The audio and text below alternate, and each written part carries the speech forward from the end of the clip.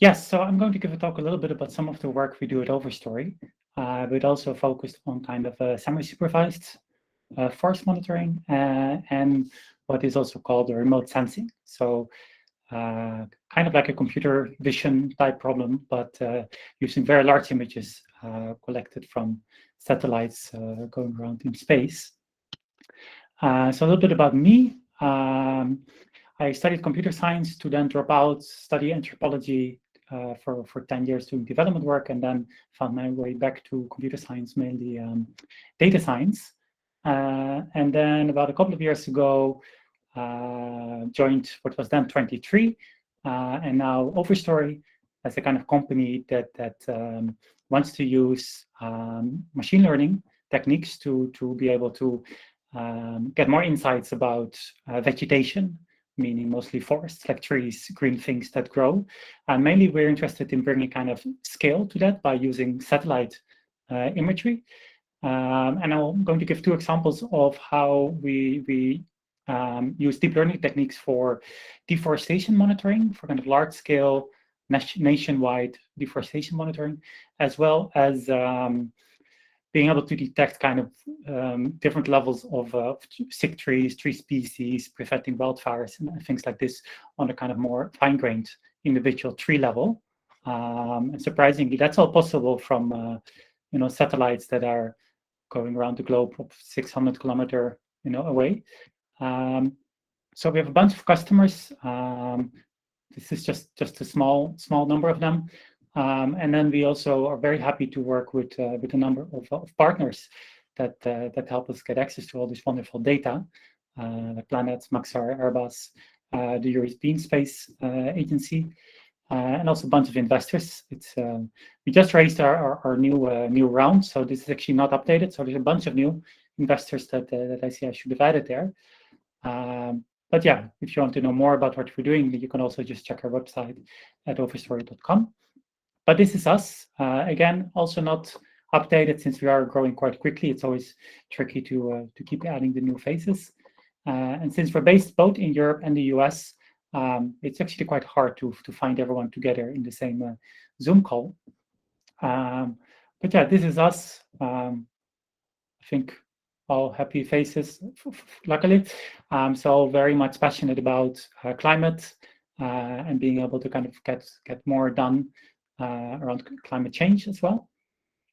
And we believe that forest monitoring then is critical for adapting to the climate crisis and also preparing for all kinds of new risks that are occurring. So I won't go into much detail. We just had COP26 like 2 weeks ago. Some of you might be aware of what are kind of new commitments there around forests also, that there's a new all kind of new agreement signed about getting less carbon emissions into the air, which is not going well. Like we're still every year, pushing more carbon out in the air, even though there is more and more pledges and promises not to do so. So there's still time to kind of get to a net zero. We still have some years for that, but it becomes increasingly more difficult the longer we wait. So that's kind of the mission we are in. And what we feel that machine learning does have a big role to play. So some of the problems are wide-scale forest fires, insect outbreaks that can be detected and then prevented, and large-scale deforestation.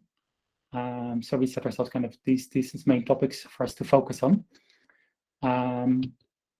And this is the platform we've built. So mainly what we do, we work with large-scale utilities and railroad companies. And because still quite a large portion of forest fires actually can be caused by vegetation, like trees and branches of trees falling onto power lines. This is actually quite important problem to tackle, to be able to understand when trees are close to power lines or close to railroad tracks and can cause not just forest fires, but also power outages and things like this.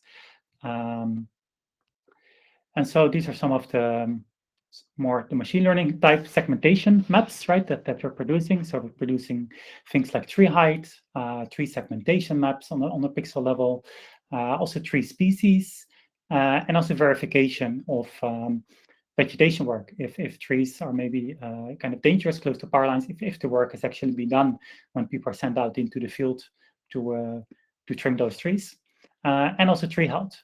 To the right, it's not a satellite image; it's a drone image, but yeah, we can actually get the kind of insight that before would only be possible from drone imagery, which means utilities or other customers can get a scan of their infrastructure every 4 years, and we can do this if we want every month. Just however much satellite data we can acquire, essentially.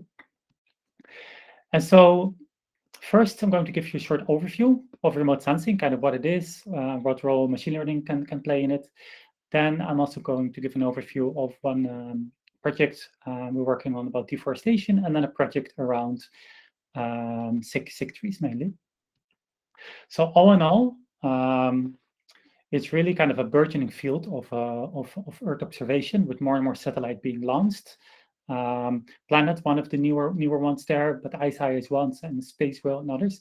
And what really changes the game a lot is that these kind of new companies are essentially startups being able to create CubeSats, like satellites the size of a shoebox, and launch them into sky and in the sky, and essentially take a really iterative startup approach to these things.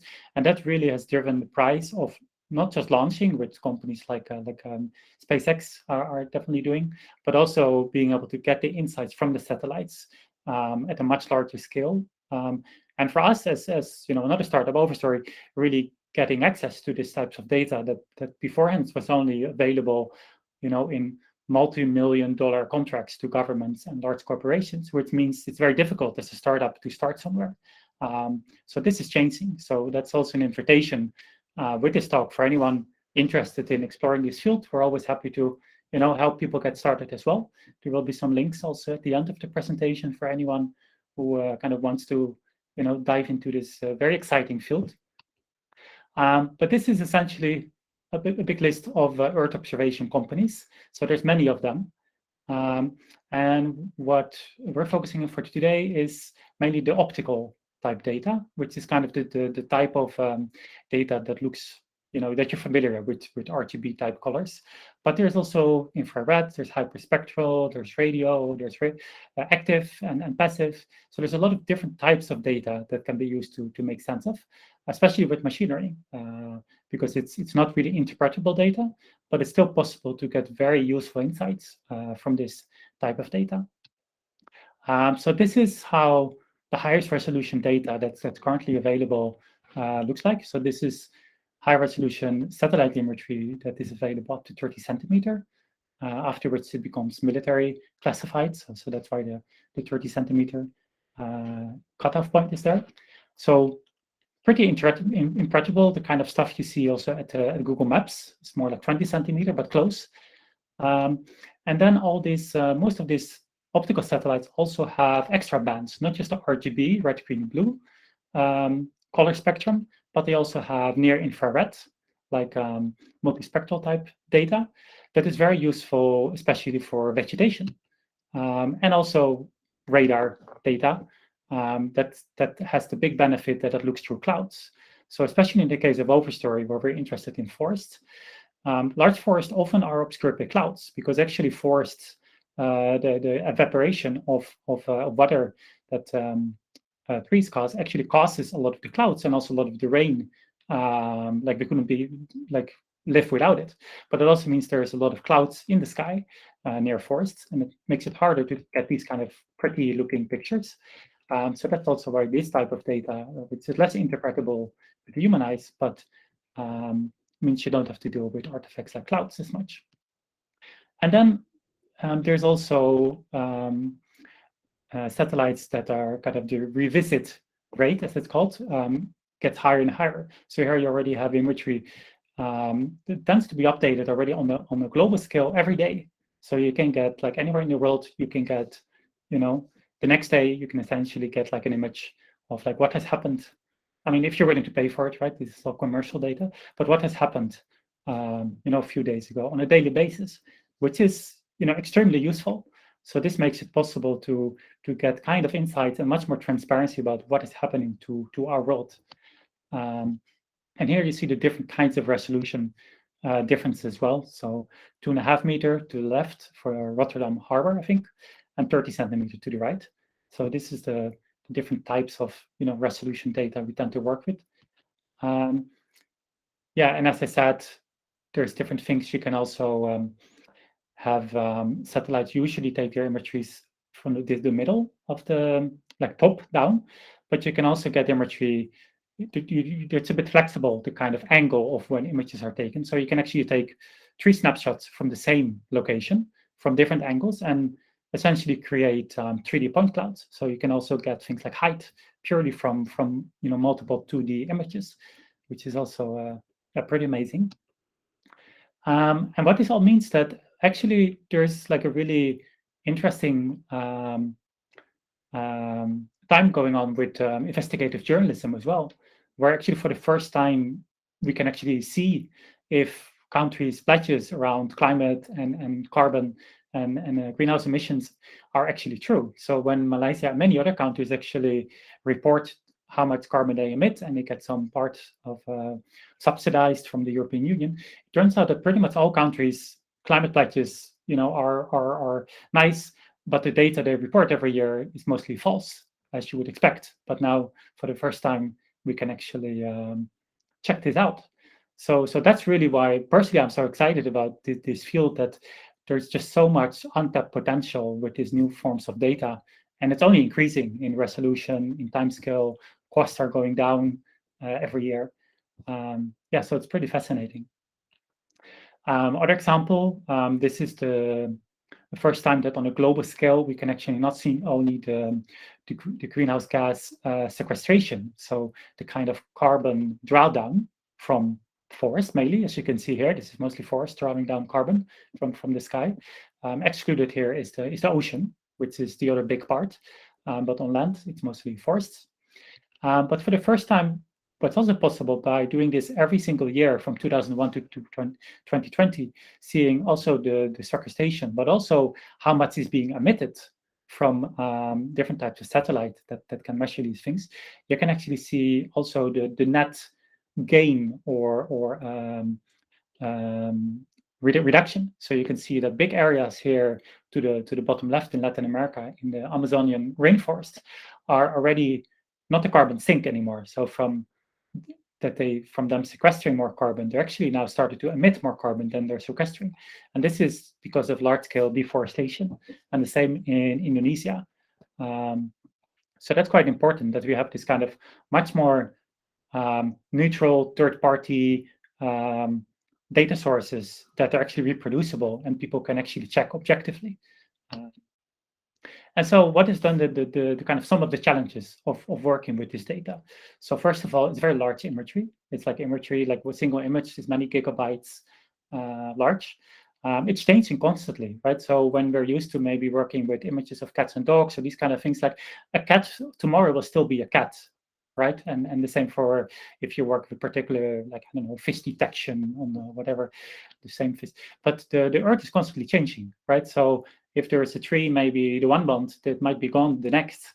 And then there's also satellite data is very noisy. It has to do with, the lens very far up in the sky, taking the picture. There's all kind of things happening to that sensory data, like atmospheric disturbance in the hardware in the lens.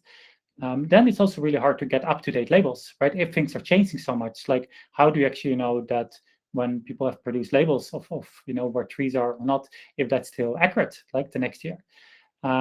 Similarly, you can only get training data from so much, right? If you want to get imagery or get like know where particular forests are year by year of a particular country, you can't like label the entire country. That's just like way too much work. Maybe you can do 0.5% if you're lucky at best. And then also the question of what is the ground truth. One, if things are changing, but also it's actually quite hard to get to good definitions. As you'll see later, imagine you have a farmer that produces coffee and cacao, and it kind of generally, it's not like small scale farmers. They don't tend to like really nicely spread them out into one crop at like one hectare at a time. It means that it's kind of intermixed species. So if you're saying where's the coffee, where's the cacao, it might be very much mixed. And if that's the case for many classes, like how do you deal with that kind of multi-class mix type things? And then also there's a lot of things to learn, and this has changed actually, especially in the last year.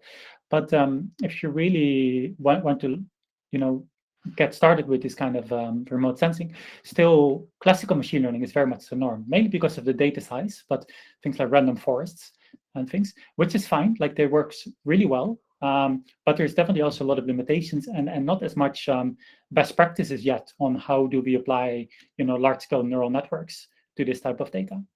So there's a lot of kind of things that still have to be figured out. I'll try to keep some time for questions at the end, but if people want to interrupt me, that's also fine. If people want to have some questions, and if I'm answering them later, I'll just tell you. But if it's a relevant question to answer now, that's also fine. Any questions so far? Great. Then we go on to the first case. Like, how do we then apply machine learning to this type of data? So in this case, what we want to have high resolution forest and land cover maps, which means one map will give us exactly where forests are, and the other map gives us not just forests, but gives us different types of land classes as well. If there's crops, if there's water, if it's an urban area, and we want to know it since 2014. And then we also want to do this by using just normal deep learning for segmentation. We need to work with multiple data sources because the data is just not available everywhere as well.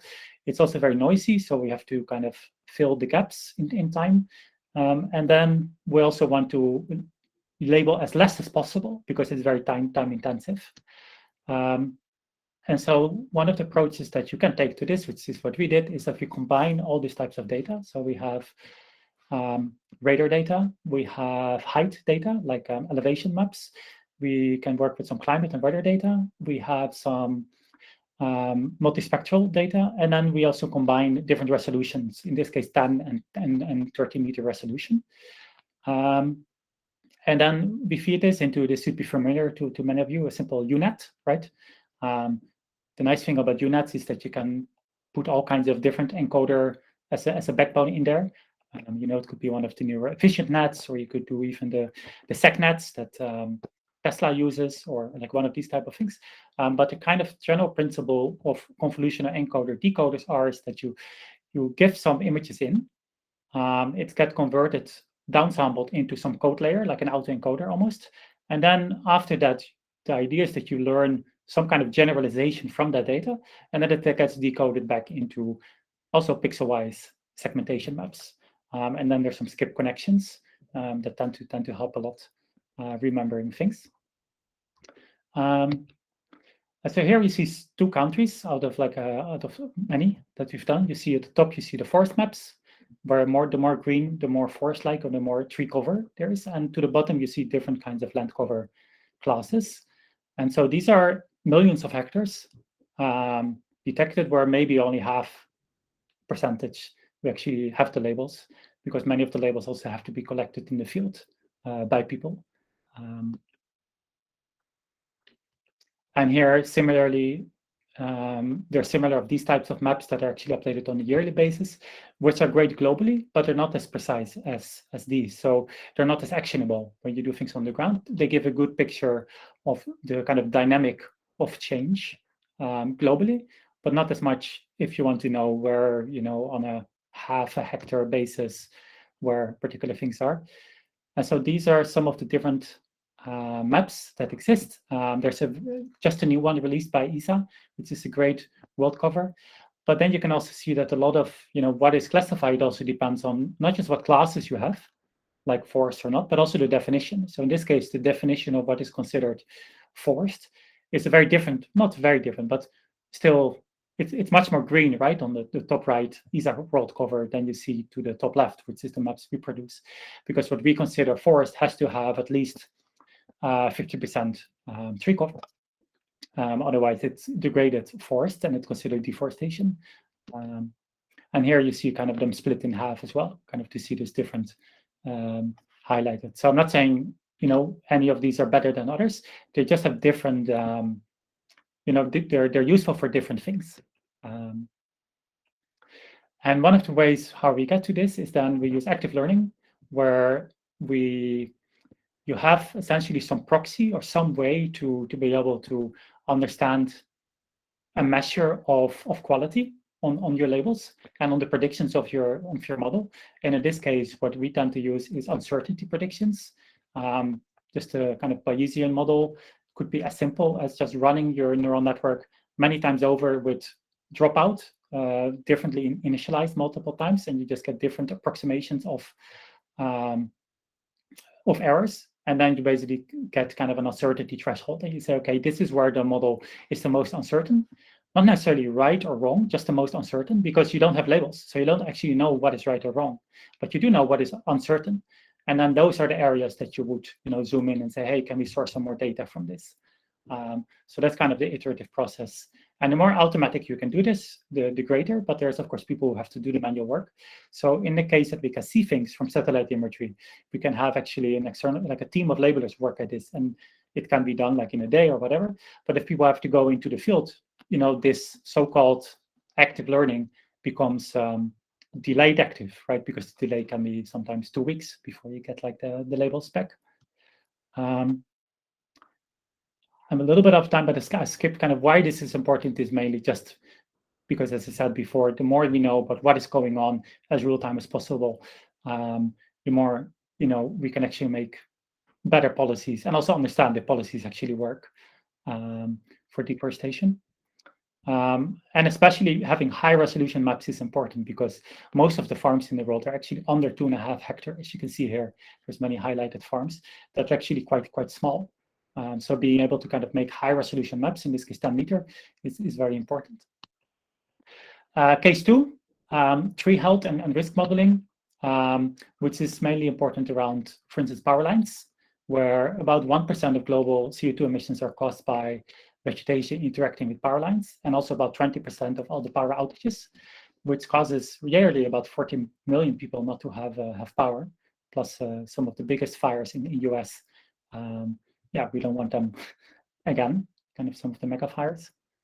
And you can actually see these fires quite well from space. So this is satellite imagery where you see in California, I think campfire, see the big campfire going on. And the same here with infrared. So with infrared, you can even see, where the fire is specifically, and not just only the clouds. And so you can also see the fire developing if you want to, which is very useful also for understanding, having kind of hotspot or alerts to be able to alert authorities or fire services that fires have broken out somewhere.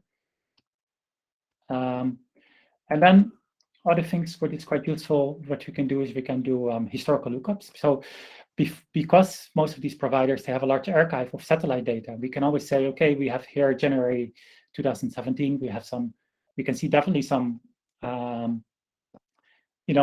crops like big farms appearing somewhere, and we would know, okay, this is a farm. We want to know kind of when was this farm created, and we can go back in time just by looking at archival data. We can see that in June 16, it just started a little bit to develop. So, and I just ripped this from the Planet website. So, not that this is something we've done, but that's just a great example of like that this technology can be used for also automatically extending data sets. If imagine you have kind of this labeled, and you want to go back in time all the way until here, where maybe a lot of the boundaries are still the same. So 80% of the labels can be reused. So it means you kind of have free new input data, and you can keep your labels pretty much the same, and you have more data to work with, which can be useful for seasonal change, right? If you know that particular trees are sick or not, or particular trees are somewhere, you want to be able to do that, not just for, in this case, for January. You want to also be able to detect deforestation for all these different months. So it's a great way of getting also more input data with limited effort of having to recreate entirely new labeled data sets. Another example of active learning for that is where here you see a small part of labels created by our data team. And here you see 3 different data sources But if we know that this is registered to the same location from the same, this is from the same date, we have Sentinel, 10 meter at the top. We have 50 centimeter planet SkySat at the middle, and you see also some shadows of clouds. And we have 50 centimeter Pleiades at the bottom. But we only have to make the labels once, and we can have these types of data sources. And once we train a model that can work with all these 3 data sources, it also means that if we have ever data only available from one of these sources, we have a model that actually can work with all these 3 sources, which is amazing, potentially even with just publicly available 10 meter data for certain things, definitely, maybe not for individual tree monitoring. And this is how that works. So this is how you have, for instance, planet imagery and Sentinel imagery. And instead of only having multiple inputs, you can also actually get multiple outputs. So this is what is called multitask learning, where you can actually, from the same imagery, you try to get different kinds of tasks predicted. So we want to get tree health, we want to predict tree height, and we also want to get land cover. And in this case, we also want some norm of vegetation detected. And if we were to independently from each other train these tasks, that's where you can kind of see the these individual the orange and the blue. But then if you would jointly train these tasks and you also try to detect tree health, you can actually see the green one starts to get higher and higher over time. So this is means that even with, and it also means that even if we don't have tree health data of particular areas, but we might have tree height and whatever, that's enough to still train, the backbone, the first part of the model, which is then useful still for decoding the tree health. So potentially you could even start training different areas from which you don't even have particular labels available, but you have these proxies, and you can still train models that can then generalize towards, for instance, tree health. And that's what you can see here. So in this case, you have multiple months of tree health detected from imagery, but you also have at the bottom, you have very 10 meter, much lower resolution data, which gets fed into an LSTM, into a recurrent neural model. And this data we have available for every month for the last 5 years. And that means that this kind of task, where we just predict what happens the next month, can also get added to a model that only works with high resolution data only for these particular months. And that's what we call kind of gap filling. It means that if we have these types of data, it potentially has a much better chance of predicting things and making good predictions all through the year rather than just these months. And then I will skip a little bit ahead. Other things you can do is because there's so much data available, you can just have a lot of satellite data, and you can do, just as you do for language models, word2vec. You can use tile2vec, essentially use tiles to say these 2 tiles are closer together than this tile, and you can kind of do, Siamese embedding, or kind of just make sure that these 2 should end up closer together than the distant tile, and you get a model that essentially can generalize input data to some joint embedding. And similar, once you have that, you can do things what is called taxonomy learning. So from multitask, where you actually have these single tasks, some of these tasks are actually hierarchical, right? So if you know if something is tree or grass, that's actually understandable at a lower hierarchy than from once you know something that is a tree, what is the tree height, right? Because you know that's a tree, and once it's a tree height and the tree class, maybe then you also want to start predicting the tree health. So that means is that you do multitask learning on a hierarchical level, which works a little bit like this for language, right? So you have geography, habitat, leaves, flowers. These are all the kind of things that matter to trees, and all these features will help each other once you know that. And so you can start putting this in kind of different levels of the neural network. So if you have your UNet, essentially, you can say, okay, this task will be learned here, and this other task will be learned here at the end. So that's just some things I wanted to share. So what we then create is a large repository of data. We have a product that does all these kind of things, from tree species to fire risks, that companies all across the world use, and we're building. But of course, we are also looking for people to help out. So these are all the positions we currently have available. Remote. A lot of us based in Amsterdam, but we have people all across Europe and the US as well. So we are looking for product, customer success, marketing, data science, really all of it. So come take a look at the website if you want, or reach out. If you want to know more about, what are good ways to get started with this, just with some small projects you might want to do, these are some good resources, which I can also share later somewhere. And then there's two really great initiatives which lets you do all of this in your browser as well. The Planetary Computer of Microsoft, which is still in beta. So it's not that everybody, soon it will be publicly available, but you can have a Jupyter Hub instance where you can do a lot of interesting things. And you have already for a few years, you have the Google Earth Engine, which lets you do the same thing in a more JavaScript environment with a lot of examples as well. So those are really good starting points because it's visual, the code is there, but it's also visually. And then if you want to go more to machine learning papers, kind of what exists, this is a kind of classic for climatechange.ai, which is a great resource to look at as well. Just if you want to understand how can machine learning help tackling climate change, and there's so many options there. There's a nerdy tech group as well, climateaction.tech, which is a Slack group if you want to kind of reach out to people or talk with people about these things. And that was all I had to share.